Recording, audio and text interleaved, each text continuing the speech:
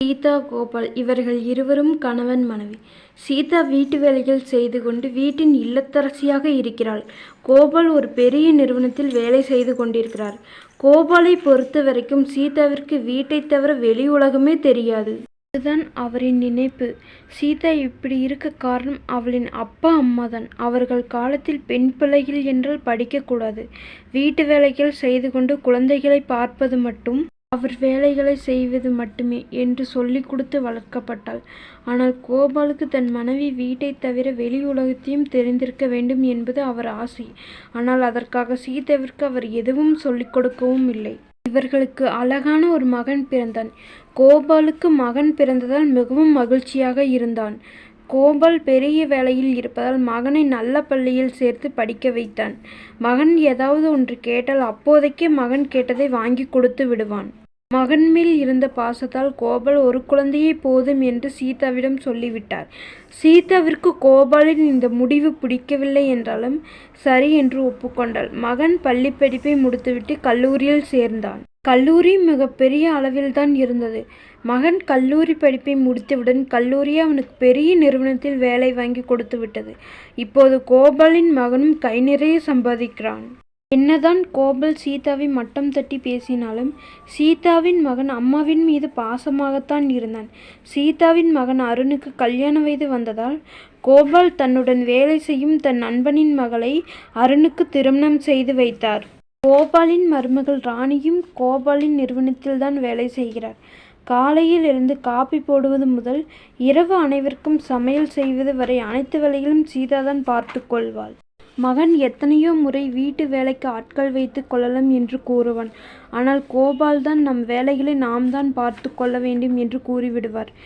மருமகள் வந்தாவது நம் வேலைகள் கொஞ்சம் குறையும் என்று எதிர்பார்த்து சீதாவிற்கு ஏமாற்றமே மிஞ்சியது. மருமகள் வந்த நாளில் இருந்து சீதாவை மருமகளுக்கு அனைத்து வேலைகளும் செய்தாள். மருமகள் காலையில் 9 மணிக்கு எழுந்து அவள் வேலைகளை முடித்துவிட்டு 10 மணிக்கு அலுவலகத்துக்கு சென்று விடுவாள். இரவு 7 மணிக்குத்தான் வீட்டிற்கு வருவாள். வந்தவுடன் அவள் அறைக்கு சென்று சிறிது நேரம் ஓய்வெடுத்துவிட்டு அனைவரும் சாப்பிடும் போதுதான் வெளியில் வருவாள். சாப்பிட்டு முடித்தவுடன் கணவனுடன் சேர்ந்து அவள் அறைக்கு சென்று விடுவாள். அருணும் மனைவியிடம் அம்மாவிற்கு வேலையில் கொஞ்சம் உதவி செய் என்பான். ஆனால் கோபால் சீதாவை நடத்தும் விதத்தை பார்த்து மருமகளும் சீதாவை மதிக்காமல் போய்விட்டாள். ஒரு நாள் சீதாவின் மருமகள் எதையோ தேடிக்கொண்டு இருந்தாள். சீதா, என்ன தேடிக்கிறாய், நான் உனக்கு உதவி செய்யவா என்று கேட்க, மருமகள் சீதாவை அவமானப்படுத்தும் விதமாக, சொன்னா மட்டும் உங்களுக்கு புரிந்து விடுமா, போங்க போய் உங்கள் வேலையை மட்டும் பாருங்க என்று முகத்தில் அடித்த மாதிரி கூறிவிட்டாள். மருமகளின் இந்த வார்த்தையை கேட்டதும் சீதாவிற்கு தன் அங்கமே பதறி போய்விட்டது. அழுது கொண்டே தன் அறைக்கு சென்றாள். இதையெல்லாம் பார்த்த மகன் தன் அப்பாவிற்கும் தன் மனைவிக்கும் சீதாவின் அருமையை புரிய வைக்க வேண்டும் என்று நினைத்தான். இந்த திட்டத்தை தன் அம்மாவிடமும் கூறினான். அதற்கு சீதா முதலில் ஒத்துக்கொள்ளவில்லை. அருண் தான் சீதாவை சமாதானம் செய்து ஒத்துக்க வைத்தான். அருண் கூறியது போல் மறுநாள் சீதா கால்வலிக்கு கீழே விழுந்து விட்டாள்.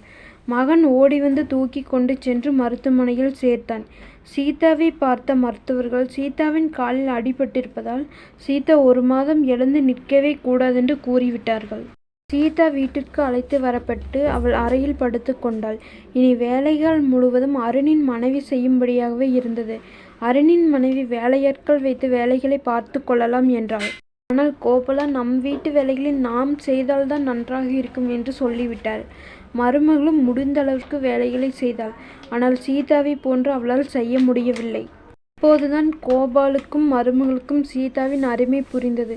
உடனே சீதாவின் காலில் விழுந்து மன்னிப்பு கேட்க சீதா மன்னித்து விட்டாள். கோபாலும் தான் செய்த தவறுக்காக சீதாவிடம் மன்னிப்பு கேட்க அன்றையிலிருந்து சீதாவிற்கும் அந்த குடும்பத்தில் முக்கியத்துவம் கொடுத்தார்கள்.